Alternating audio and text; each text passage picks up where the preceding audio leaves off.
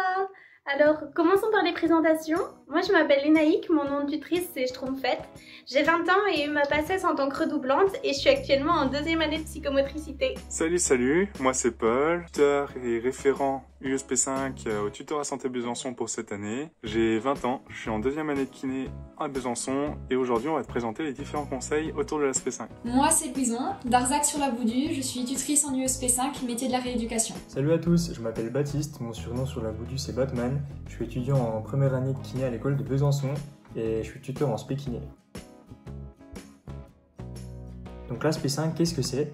L'ASP5, c'est la spé kiné qui va permettre de vous orienter dans le milieu de la rééducation à travers 3 concours, masso-kinésithérapeute, ergothérapeute et psychomotricité. Il faut savoir que cette spé a introduit pas mal de notions autour de la rééducation et donc elle est assez complémentaire par rapport à l'UE8. Si on s'intéresse un petit peu plus au contenu, en SP5 tu auras beaucoup d'anatomie. Donc j'espère que tu as kiffé l'UE5 parce que là on va en avoir encore une bonne dose. Donc en SP5 on voit la tête, le tronc et le petit bassin. En vrai c'est super important de bien connaître ton corps humain pour nos métiers de la rééducation. C'est pour ça qu'on a autant d'anates.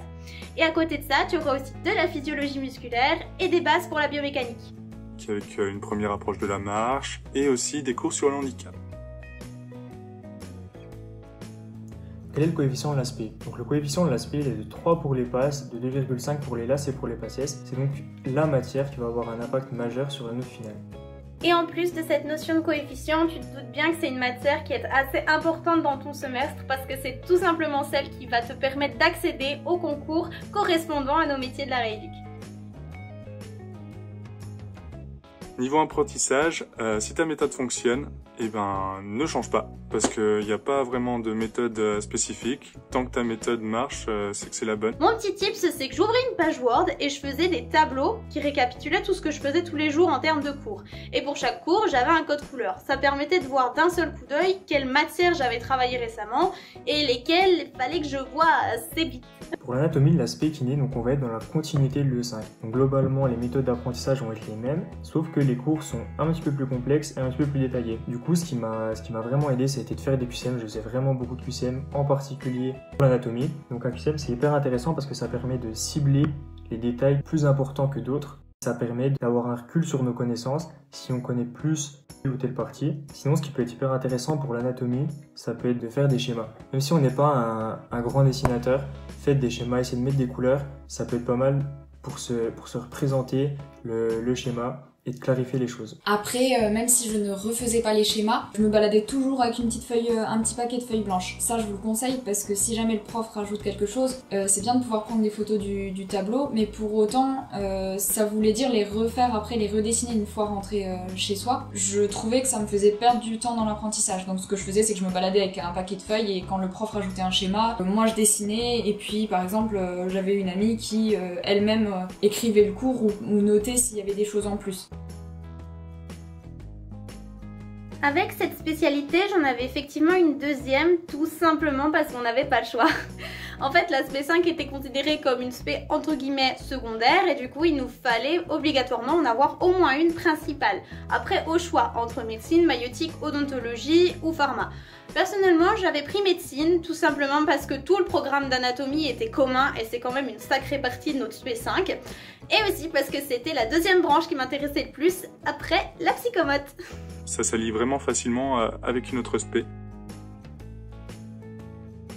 Le temps consacré, ça peut être un peu plus important que les autres matières, car c'est une UE assez décisive. Comme la plupart des spé, en fait, parce que le deuxième semestre est beaucoup plus spécialisé. Ils sont pas super simples au premier abord. Après, vous aurez cette matière arrive essentiellement à partir de février, donc vous aurez le temps de vous remettre dans le bain avant d'avoir cette UE en plus. Donc en fait, vous allez essentiellement faire l'UE5 en janvier et après basculer sur les USP avec l'anatomie spécifique. Et au niveau du ratio cours QCM, ma méthode de travail c'était aussi de voir un cours en révision classique et juste après faire un petit QCM avec quelques questions voilà, sur le cours que je venais de faire pour voir où ça en était, qu'est-ce que j'ai retenu là tout de suite. Donc l'apprentissage pur et dur je le faisais jusqu'à manger le soir et après manger par contre pour être un peu plus light je faisais juste des QCM. jusqu'à aller dormir, sur les cours que j'avais travaillés pendant la journée. Ça permettait de voir quelques heures après qu'est-ce qui reste là-dedans, et aussi ça me permettait de savoir ce que j'avais pas retenu du tout et ce sur quoi il faudrait un peu plus axer la prochaine fois. Les fiches, ça peut être vraiment intéressant. Faut juste que ça soit pas trop chronophage parce que sinon ça va être un peu une perte de temps. Pour le reste des cours, à part l'anatomie, les fiches sont pas nécessaires. C'est un peu des cours un peu plus light, donc ça va. Et ce qui peut être hyper intéressant, c'est par exemple pour l'anatomie de faire des tableaux. Des tableaux, par exemple, on aura des petits détails pour l'innervation, tout ce qui est innervation, vascularisation. Pourquoi pas tout ranger dans un tableau pour clarifier les choses. Ce qui peut être pas mal aussi, c'est pour la physiologie musculaire. Donc pour bien différencier le muscle strié et le muscle lisse, pourquoi pas faire un tableau pour différencier les deux. Pour moi, les essentiels, c'est la régularité, mais ça, tout le monde vous le dira. Surtout de toujours la garder sous le coude. Mais aussi l'attrait. Tout simplement, et c'est assez logique, si les cours vous plaisent et si ce que vous faites en spé vous intéresse, ce sera beaucoup plus facile à apprendre. Donc mon ressenti par rapport au concours, j'ai trouvé qu'en anatomie, globalement, le niveau était à peu près équivalent à ce qu'on a vu au tuto. Donc comme quoi, faites des QCM, venez nous poser des questions, c'est hyper important. Donc c'est une épreuve qui s'est vraiment bien passée. Et en plus, c'est pas piégeux, faut connaître ses cours et puis ça va tout seul. Il y a une bonne partie sur l'anatomie, mais en même temps c'est une bonne partie de notre programme. Et tous les cours autres que l'anatomie sont évidemment interrogés, il n'y en a pas un qui est laissé de côté. Pour le handicap, on avait pas mal de questions logiques. Ce cours, même si on a des définitions, des dates à connaître, ça serait important de prendre du recul, de se questionner un petit peu sur les notions et de pouvoir arriver au concours et de répondre à ces questions qui seraient plutôt du coup des questions de logique. Et en plus, je me souviens que j'avais eu assez de temps à la fin pour vraiment bien me relire, corriger mes erreurs s'il y en avait, et donc vraiment comme épreuve.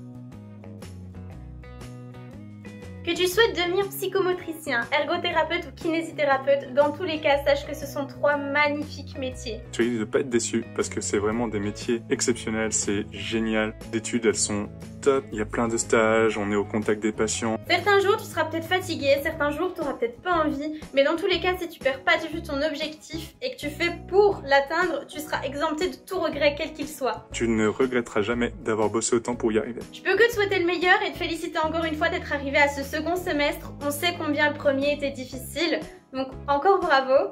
Et surtout, crois en toi, fais-toi confiance et prends soin de toi.